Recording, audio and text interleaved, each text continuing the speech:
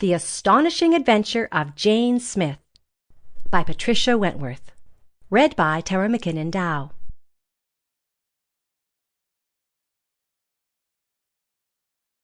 The Astonishing Adventure of Jane Smith by Patricia Wentworth.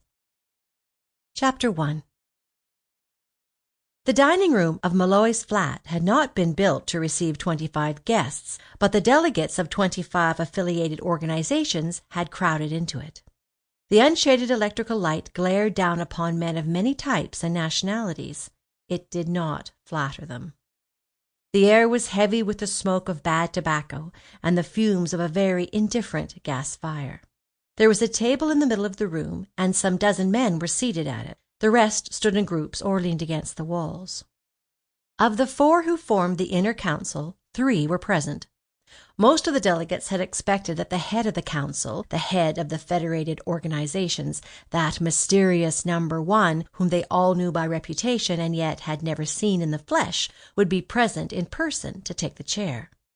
But the delegates who had entertained this expectation were doomed to disappointment. Once again, number 1's authority had been delegated to the other 3 members of the council. Of these, number 3 was Malloy, the big, handsome Irishman who rented the flat. He sat facing the door, a fine figure of a man in the late 40s. Number 2 leaned forward over the fire, warming his hands, his pale intellectual face expressionless, his eyes veiled. Belkovich, who was number 4, was on his feet speaking. They were large, bony feet, in boots which had most noticeably not been made for him. He spoke fluently, but with a heavy foreign accent.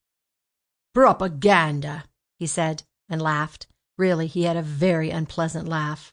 "Propaganda is what you call rot, rubbish, damn nonsense. What else have we been about for years? No, generations. And where are we today?" Number 2 drew his chair closer to the fire with an impatient jerk. Number 4's oratory bored him stiff. The room was cold. The gas fire was like all gas fires. He pulled his fur coat together and spoke sharply. "Malloy, this room's most infernally cold, and where in the world does the draft come from?" "Propaganda is dead," said number 4. He looked over his shoulder with dislike at number 2 and mopped his brow with a dirty handkerchief. Malloy, just opposite him, turned a little and laughed. "You bring the cold with you, number 2. he said. "Here's number 4 as hot as his own speeches. You've got all the fire and the door shut and a screen in front of it, so what more do you want?" "Propaganda is dead," repeated number 4. He stood with his back to the door. Only the top panel of it showed above the black screen which had been drawn across it. The screen had 4 leaves. On each leaf, a golden stork on one leg contemplated a golden water lily. The light shone on the golden birds and the golden flowers. Number 4 thrust his handkerchief back into his pocket and rapped sharply on the table. It was covered with a red cloth which had seen better days. Number 14 had upset the ink only a few moments before, and a greenish-purple patch was still spreading amidst the crimson. Belkovich leaned forward, both his hands on the table, his raucous voice brought to a dead level. "Instead of propaganda, what?" he said. "Instead of building here, teaching there, what? This is what I'm here tonight to tell you. Tomorrow you all go to your own places, each to his post, but before you go, I am authorized to prepare you for what is to come. It will not be today, but it may be tomorrow, or it may not be for many tomorrows yet. One final stage is lacking, but in essentials the process is complete. Propaganda is dead, because we no longer need propaganda. Comrades," his voice sank a little, "there are enough of us. Every city in the world has its quota.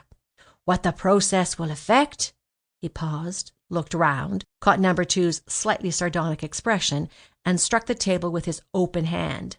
"What the process will effect is this," he cried, "in one word, annihilation of the whole human race. Only our organization will be left.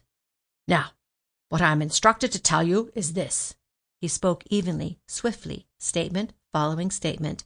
Never had the attention of an audience been so fully his, and then suddenly the thread was broken. With a loud grating sound, number 15, sitting next to Malloy, pushed his chair back and Sample complete. Ready to continue?